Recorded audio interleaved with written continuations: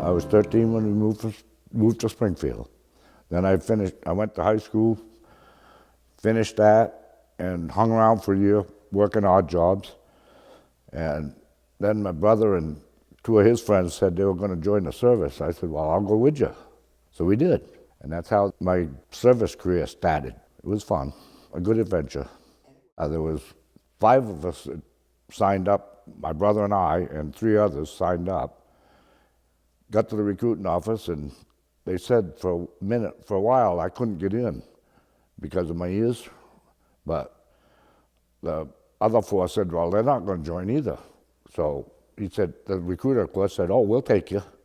I mean, big mistake on their part, because then they sent me to artillery school, cannoneers. But I ended up lucky because I had a decision at the time to go to radio repair school, and they accepted me. So I got lucky, went to Fort Sill, Oklahoma for, I forget how long, I can't remember last week, say that about 60 years ago. But so anyways, I went to radio repair school, got out of that, and then I went over to Korea. And when I was over there, I was only over there 13 days, and my brother Frank came over, same outfit, so it was a great time. It was awesome. My brother Frank would tell you what I'm telling you right now about the same thing. I mean, he enjoyed every minute of it, and he went to Vietnam, but he was young, and he really didn't get scared of nothing. I mean, that's why he's a veteran, but yeah. So it's all good. I screwed up my radio repair because I should have paid attention, but I was young and foolish.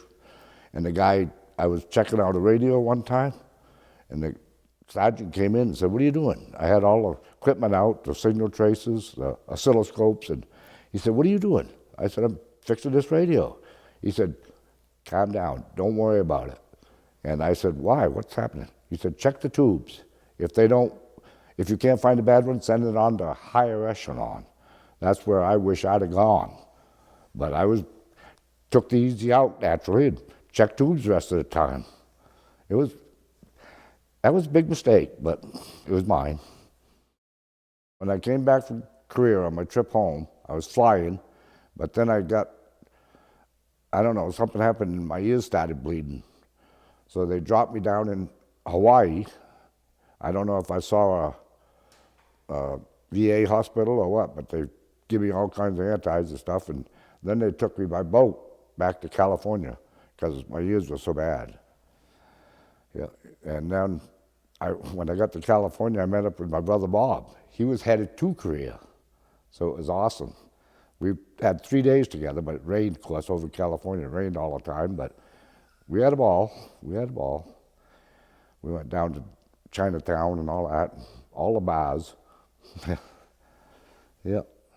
California, I took a bus across the states to Fort Bragg, North Carolina. That's where I served out the rest of my time till I got out. Yeah, when I was getting out, they wanted me to re-up. I'd get another strike, but I didn't worry about it.